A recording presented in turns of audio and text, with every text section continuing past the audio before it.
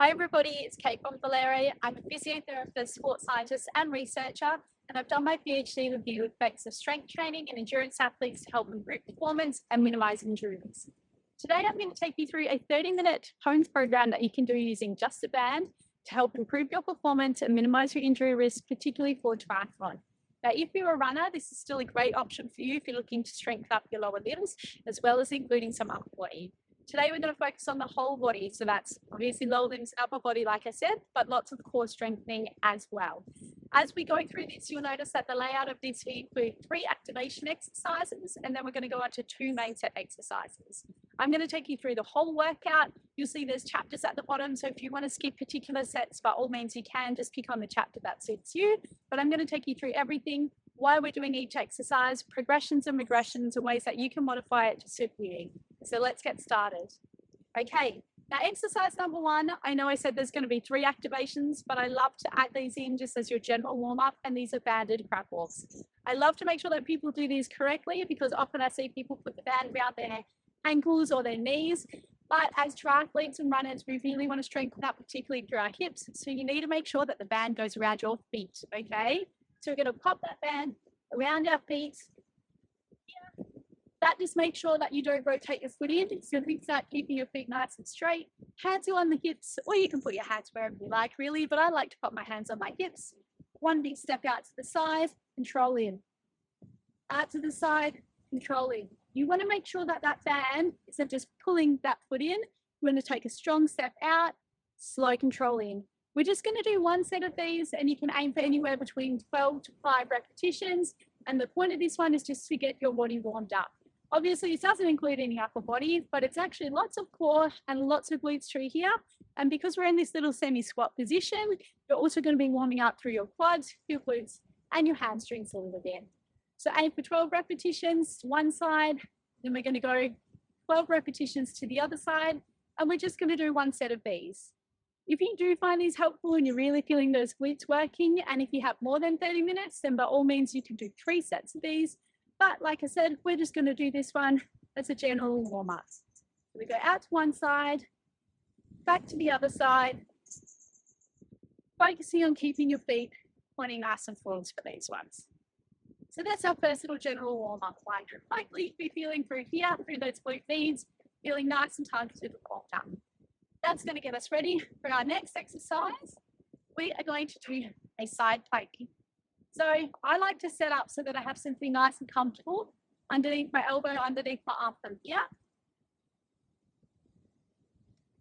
You can obviously have a longer mat if you have one at home, but it's completely dependent on your equipment. You're going to come, pop the arm on that mat. Now I'm going to take you through a progression and regression of this. I'm going to start with the easiest one, which is a side plank on the toes.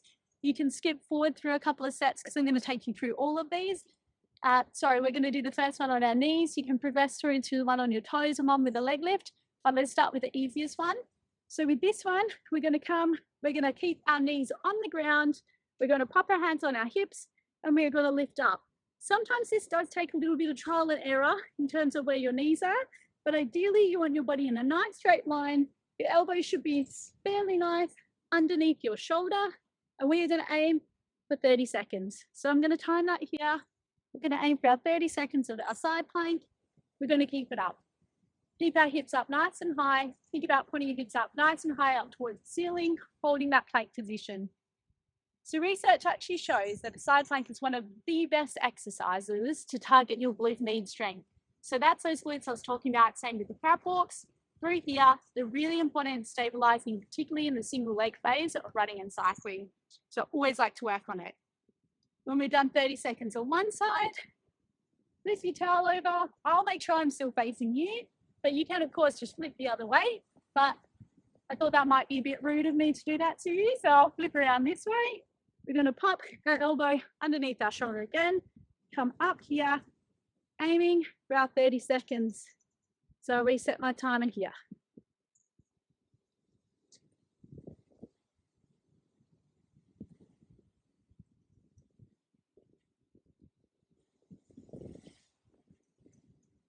So again, aiming to keep those hips up nice and high. As well as working on your glute strength, you're also getting quite a lot of core with these as well, which I really like. And there's actually still a little bit of shoulder loading as well. So it's really nice too. You can work down a little bit of that upper body strength. Keep those hips up nice and high. We'll move down our 30 seconds. We're going to have a little rest. Okay. So that's exercise number 1. That is a side plank on our knees. I'm going to take you through the next 2 exercises. Then we're going to come back to those in the progression of those. Okay. So our next one, going to give our glutes and our lower body a little bit of a break. We're going to do an upper body one. This next one is overhead handcuffs. Sounds a bit exciting. So with these ones, I like to do these to really work on our rotator cuff strength. So they're the muscles that stabilize through our shoulders, but it's also a really nice core one as well as just general work on the deltoids and overall shoulder strength. So with these, you're going to find a band. Now, the type of band is really just up to you and your personal preference and how strong you are. Obviously, your goal is to progress in that band strength over time, but you're going to pop the band around your hands, standing off, knees slightly bent in this position here. So just feet about shoulder width apart, hand in the band. Now, I want you to think about trying to snap the band, okay? So you're trying to pull apart the band the whole time. That's a really important cue for this one. As you get tired and fatigued, you feel the tension coming off the band as you get tired and fatigued, but you really want to focus on keep that tension in the band the whole time. Your hands can go out. Sometimes when you get tired, you end up clenching your fists. I think it's just a bit of a coping mechanism. So with this one, tension out on the band, controlling your arms up as high as you can, and then coming back down again. And with these ones, you're going to keep that tension on the whole movement, so all the way down to the bottoms and all the way up to the top. We are aiming for 5 repetitions, and you're not having any rest in between those reps. That tension stays on. The reason we're putting that tension on is so we really work our external rotator plus into our shoulders.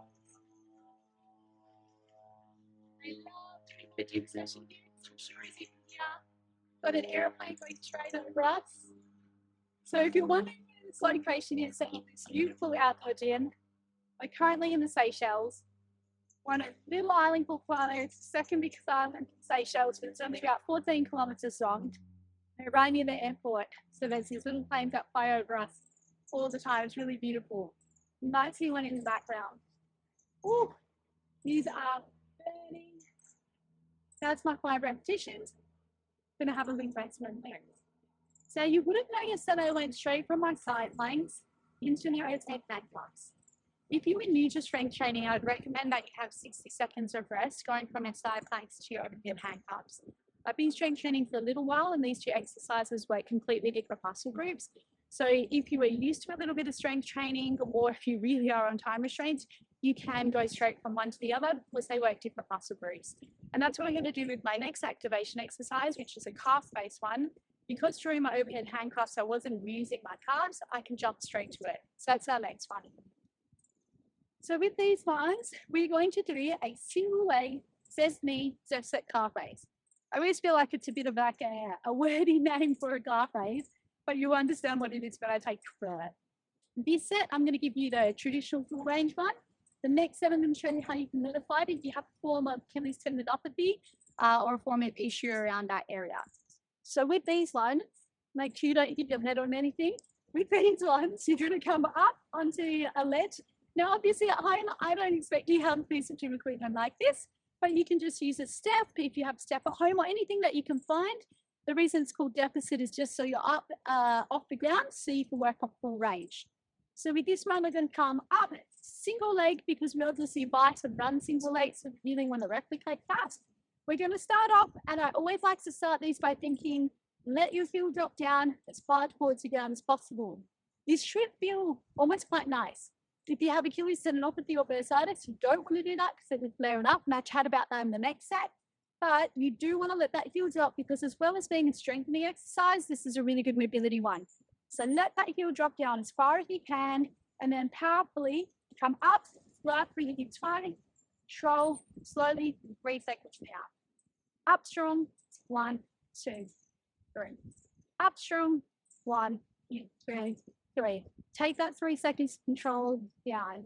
You notice I'm using my fingers to count my repetitions. That's because I always like to count to make sure I'm getting my 3 seconds down so we can really focus on getting that nice eccentric strength, because it's really important to control that down. So we're really getting that strength. You want to go powerful and fast up onto your toes, because that replicates that powerful push off and then during running. So that's 8 repetitions on one side. Now I'm going to do 8 repetitions on the other side. Okay.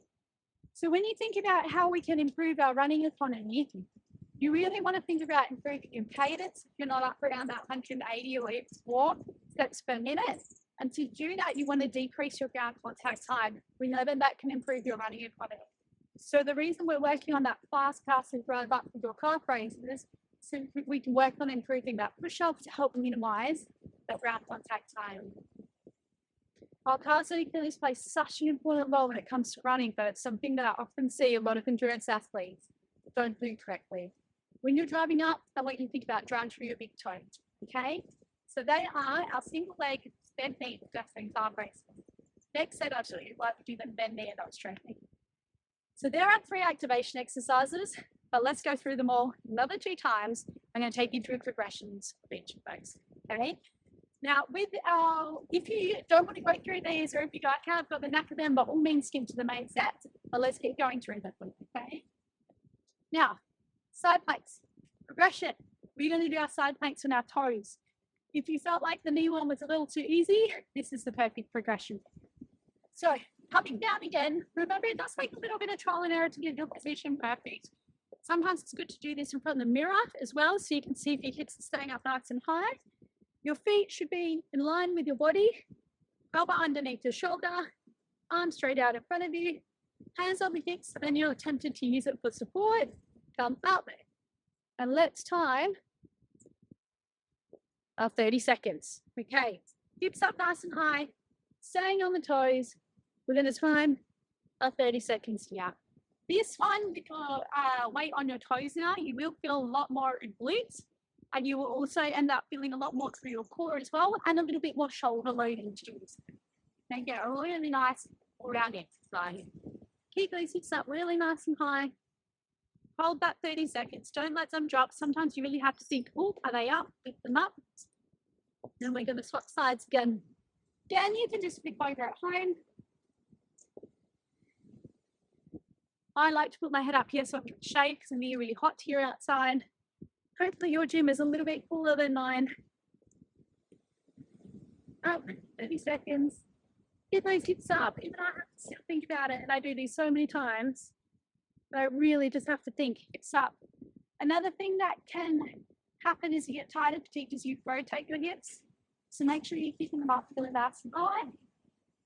1 second.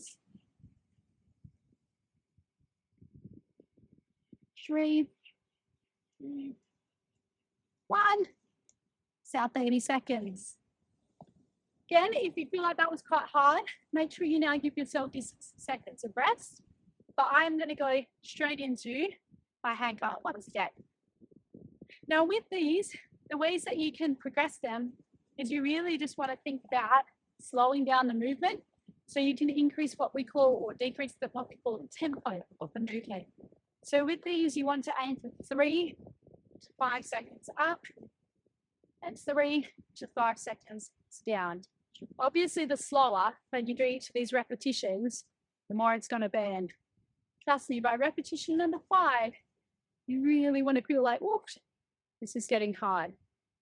The way I would like it to feel for you for rep number 5, if you've done a little bit of strength training before, is that you could maybe only squeeze out 1 more repetition. Maybe, okay? So that's what we call 1 rep reserve. And that's a really good way that you can measure the intensity.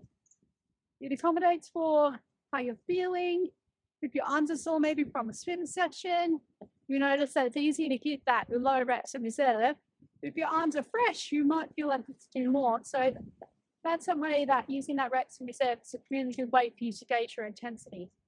Ooh, I can really feel my shoulders working now. Keep the tension on the band. Oh, done. Our 5 repetitions. Your core will be working during that, but you probably won't notice it because your arms will be hurting so much. All right, now this next set of our Bezzy single leg depth set calf raises, I'm actually not going to make them set calf raise. So if you don't have a form of Achilles tendinopathy or bursitis, repeat what we did in the first set, but this time I'm just going to accommodate for if you do have a thing of inflammation or issue through that area. So if you do, start off neutral, okay?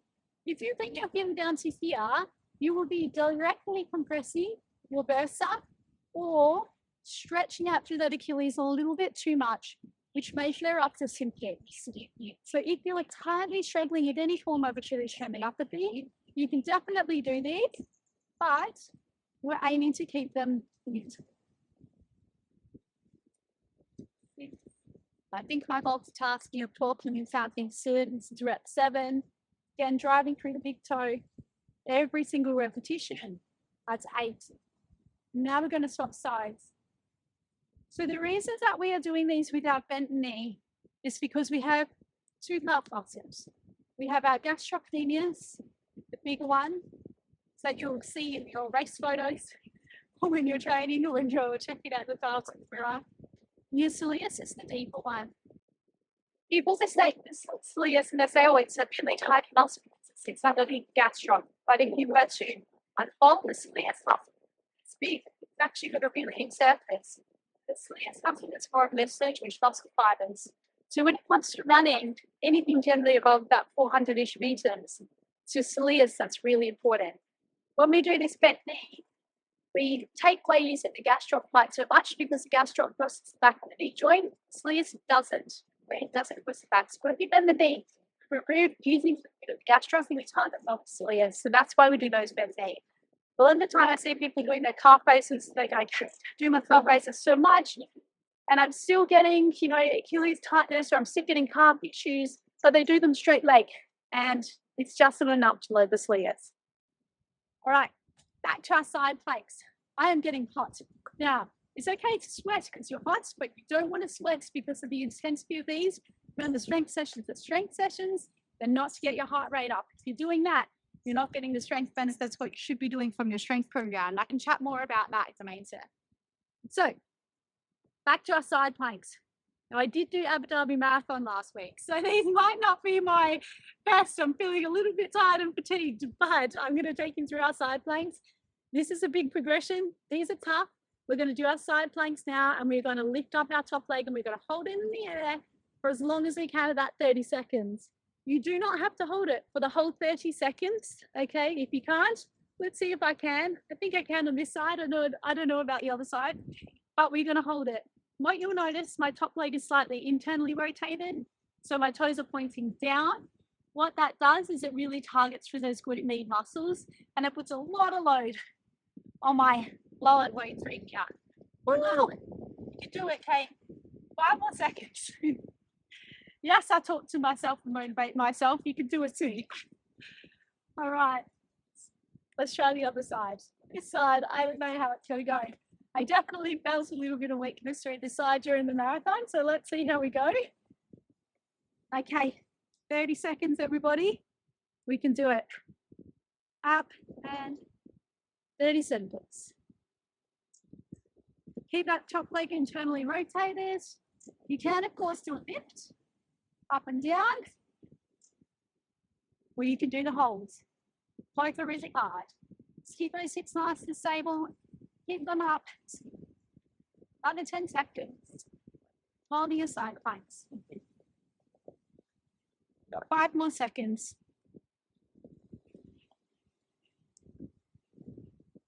Okay.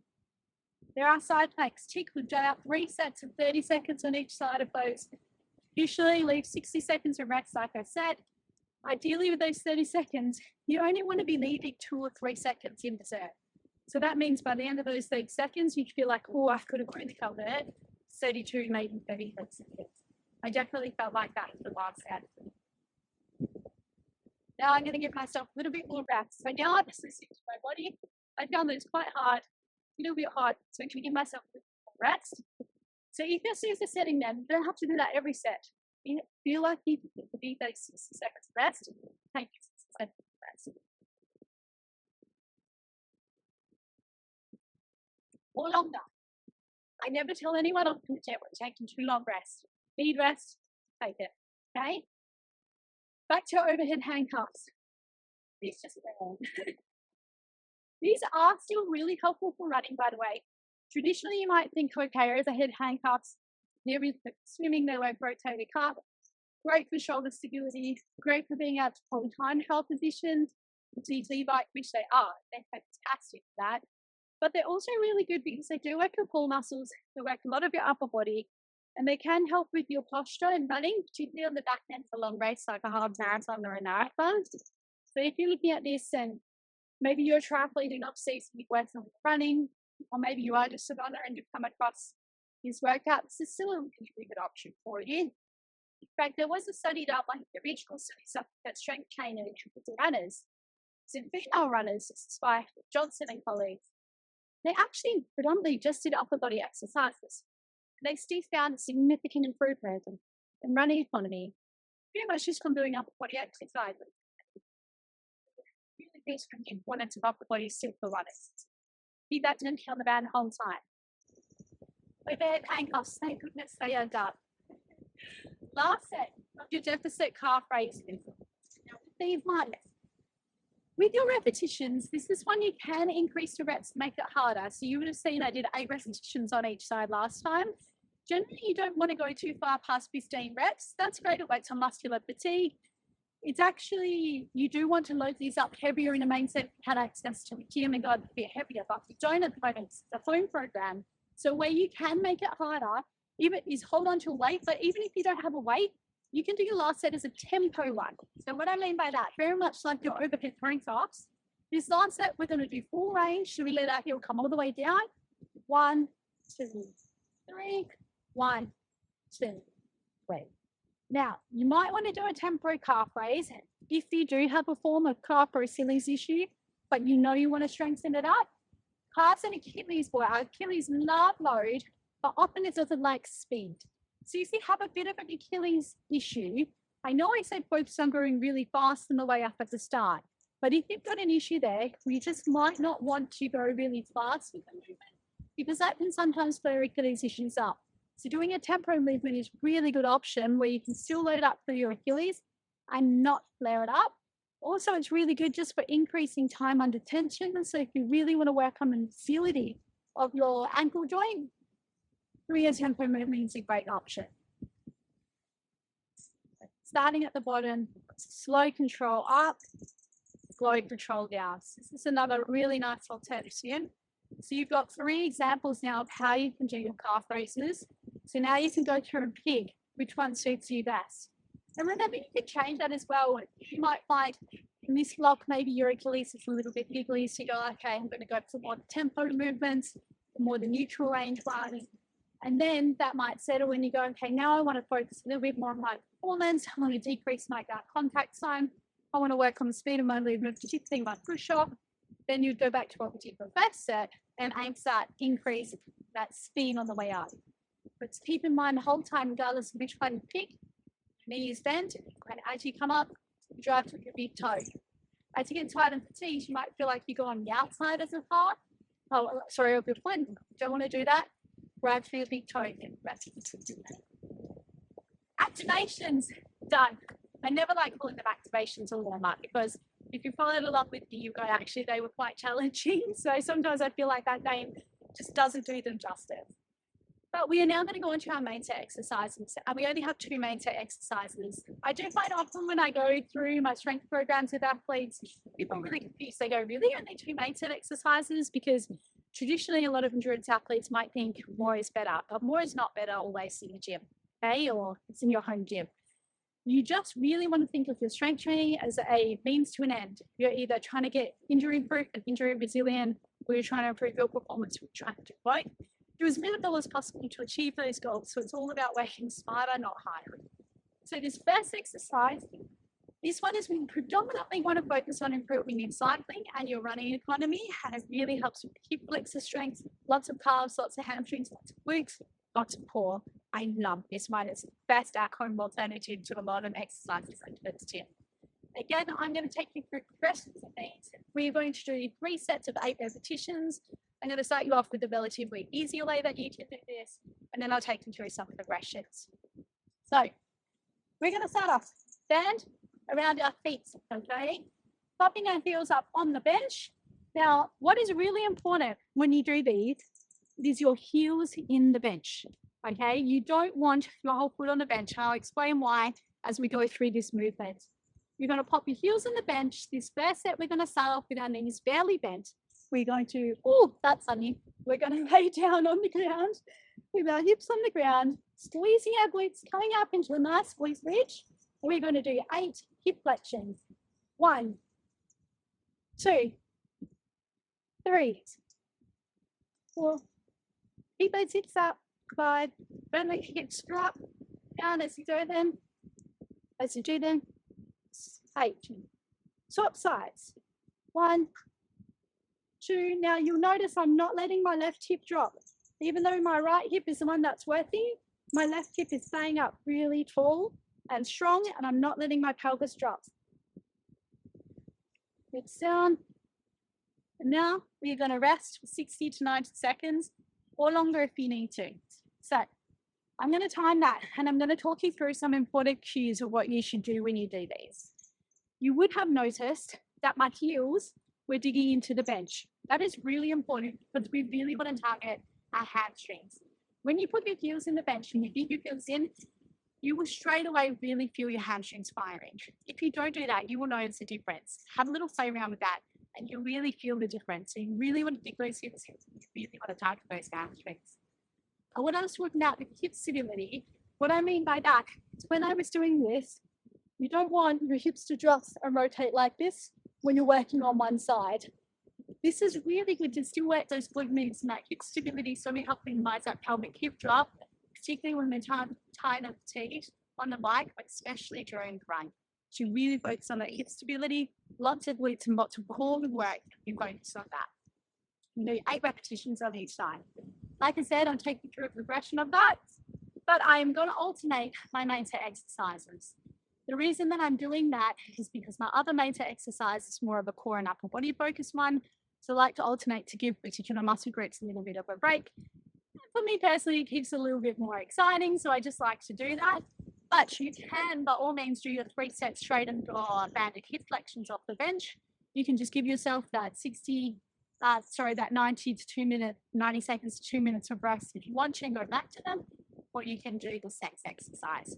So, main set exercise number 2 for this session, we're going to do an eccentric push-up. Again, I'm going to take you through progressions of these over the next 3 sets. So if this looks too easy to you, skip to set number 2 or 3. But this is a really good upper body loading, sack loading for exercise. Obviously, lots and lots of upper body strength. Again, still really good for running. Yes, it's traditionally thought a little bit more, obviously, swim performance, holding that TT position on the bike. Still a great running exercise. So with this one, we're going to start doing these on our knees. We're going to come, our hands pretty much underneath our shoulders. Do think about squeezing through your glutes. Keep your body in a nice straight line. And with these ones, toes come off the ground. 1, 2, 3, 4, 5, all the way down to the ground. If you can push yourself back up, but if you can't, it's okay because we're focusing just on the eccentric movement. 1, 2, 3, 4, 5. So if you can't, you just come down, push yourself just back up again, come back into position. We're going to do 4 repetitions. 1, 2, 3, 4, 5. 1, 2, 3, 4, 5. So when I say we're talking about that eccentric strength means anytime that the muscles are working, that they are lengthening. There are studies that show that an improvement in eccentric strength translates over to a nice significant improvement in running and quantity. So that can help improve your overall performance. Do be aware with anything eccentric strength though, it can make you more sore. So it can give you more of those dots, which is why you would notice I kept the repetition range low. So we're going to go 3 sets of 4 repetitions of those. They are the easiest version of those. Like I said, I would take you through your progressions of those set 2 and 3 to make them harder. Ideally with your eccentric strengthening, you do want to go close to failure. So by the end of your 4 repetitions, you want to feel like you could only do 1 more repetition with good quality. So if that was too easy, we'll go on to some progressions. All right, now I have had my rest for my hip flexions now. Again, if I'm still tired and fatigued from that, we would have a little bit more rest through there. I'm feeling okay, but if you need more rest, just hip pause, give yourself more rest. We'll come back to the hip flexion. So I'm going to show you a progression now of these. Requires no extra equipment. Of course, if you do have dumbbells or kettlebells at home, you can pop one on your hips and that will really challenge you, but we're going equipment free for today. By the way, I know I said equipment free in your way, but she's got a bench in front of her, but you don't have to use a bench. At home, you can get savvy with anything. A chair, a couch, a bed. A bed is probably a little bit soft unless you have a really firm bed. I would go more like a chair, a low chair, or a stool, or a step, anything that you can find. Obviously, the height will vary a little bit, but you just want something that's fairly firm, okay? So you don't have to go and buy a bench. You can use whatever you can find at home. More often than not, when people do this, they use a chair. So we're going to pop our band back around our feet again. Heels on the bench. Remember, digging in those heels. Now, last time I said we keep our knees bent and we'll lay down. Now we're going to really, really target our hamstrings. So to do that, we are going to lengthen the lever arm, which means we are opening up this knee angle. We're putting our hamstrings, which go from our sit bones, they cross over the back of the knee and they come and insert here and here. We're putting them in a further lengthened position, which is going to make it a lot harder through there when we are isometrically loading them up. So what I mean by that is the foot that's on the bench and digging in. When we're doing your hip flexions on the other leg, you're going to really feel that hamstring more on the leg that's holding you up. So, look, there's the sun again. We're going to lay down on our backs, okay? You can close your eyes as well. We're going to come up, dig that heel in on the other leg. Powerful pull with your hip flexion. 3, 4, get those hips up. 5, 4, 9. That happens. This band, I find, I actually don't like these fabric bands so much. That's a little tip at home. That's why, because they don't stretch enough. They have an end point where, as you see, sometimes if you pull it too hard, I was a bit too strong just then they have an end point, so they don't stretch. So I personally like the elastic bands better, but those elastic bands do wear out really quickly here in Seychelles because, as you can see, it's an outdoor gym. So you just have to play around with your equipment. I think that means I don't start that set again. Oh, all right. Legs straight. 1, 2, 3, 4, 5, 6, hip stacked, 7, 8, top legs. Have a look how I'm more straight with things on this side. I might straighten out a little bit more, make it harder. 1, 2, 3, 4, 5, 6, 7. That. Now that band also might have flexor. If I was being a little bit lazy in my technique. Wait, it's playing again. It's beautiful. I love them both.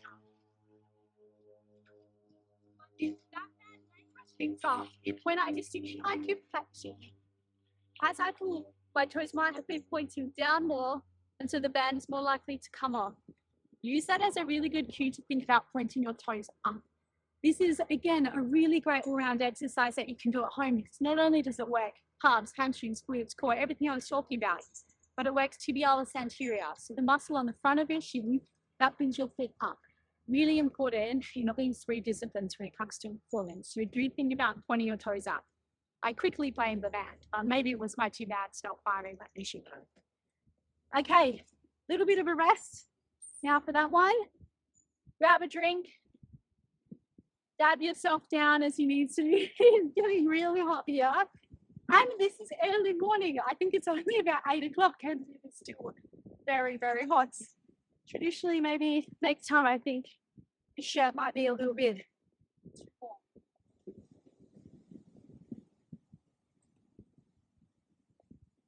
Nine. I would like to have the heat with you any day. Hopefully you're enjoying it as much as me. Okay, back to our eccentric push-ups. This is a progression for you. So this time we're going to do them traditionally on our toes. Again, there is one more progression. You can skip to that if this is still too easy, but hopefully this is a lot more challenging for you. So with these ones, coming down into a traditional push-up position. So hands come nice, fairly underneath your shoulders. Engage through those core muscles. So that just means don't let this happen. Think about keeping those hips up nice and high. We're going to aim for that 5-second lower. 1, 2, 3, 4, 5. Lower all the way down. Now, what you'll notice I'm not doing is this. My elbows don't come out to the side. If you watch again, 1, 2, 3, 4, 5. We keep them really nice and tucked in. So then we work our tricep muscles to the back of our arm. 2, 3, 4, 5. Down. 1, 2, 3, 4, and 5. Down. So if we were to put our arms out to the side like this, you wouldn't work your triceps so much. You'll put a lot of load through my shoulders. You do want to keep your elbows tucked in because those tricep muscles are really important when we're swimming. We're having that nice core tree to help generate a nice, powerful, strong pull. So you do keep those elbows nice and tucked in. Try not to cheat with that. If you are maybe not aware of it, just think you want your arms to almost brush close to your body, or you might feel excessive load through here.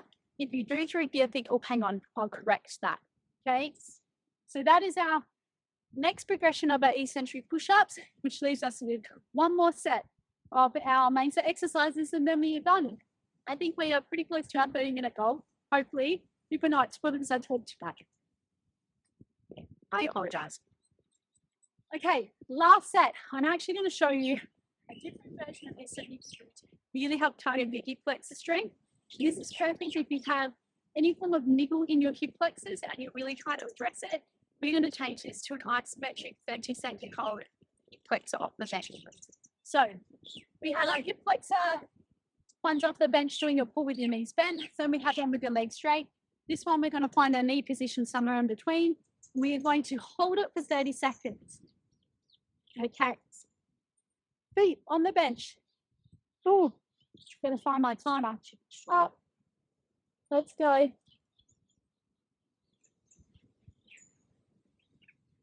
All right. We're going to hold for 30 seconds. You will straight away feel on your leg that it's stabilizing on the bench. Your hamstrings fired up. Your hip flexors should be working really nice and isometrically as well. We are holding for 30 seconds. Your core muscles will be switched on. And you're really going to feel your whole body working if you're holding for 30 seconds. Keep those hips up. Woo! 30. Down. Let's go down. Up. Strong. 30 seconds. Keep those hips up. Keep that tension on the band. Keep those toes up so that band doesn't slip off your foots. We're going for our 30 seconds. Don't you hate it when you look at your watch and you think, surely that's 30 seconds and it's been 10 seconds. It's annoying.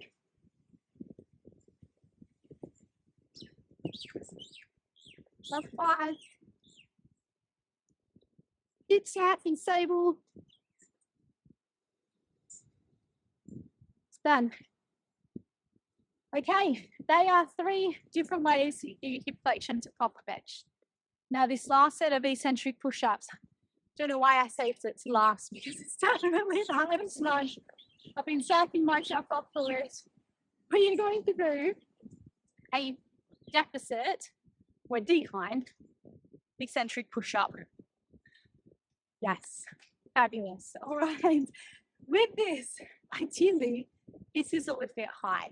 Okay, you would probably start these off and find something about half of this height, but this is what I have. So we're going to go with it. 4 repetitions. We're going to slowly control down. Your feet come up onto the bench. Nice sprint positions. 1, 2, 3, 4, 5. 8 down. Obviously, with these, you now have gravity working against you, so controlling it down for about 5 seconds. Really hard. So be honest with yourself for those 5 seconds.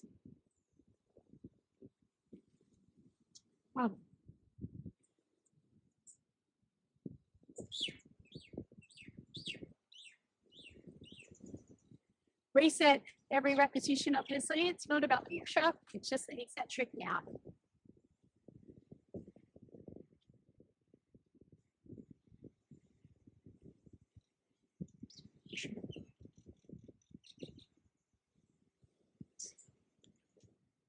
1 minute.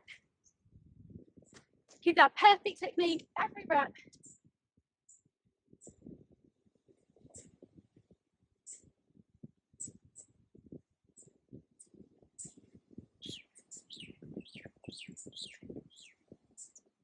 Okay, done. So that is your maximise 30-minute at-home workout. You're a triathlete. The goal of this is to help improve your overall strength and help you stay injury-free and help your performance. Hopefully you enjoyed that workout. If you'd like to see more of these style workouts, make sure you give us a like and subscribe for any more that we have upcoming. If you have any ideas of what you want to see, jump in the comments and let us know. Also, let us know how you found this session. We love prescribing these strength training sessions to you. And if you do want more right now on demand, make sure you jump on the strength training app made specifically for endurance athletes. See you next time for your next strength training session.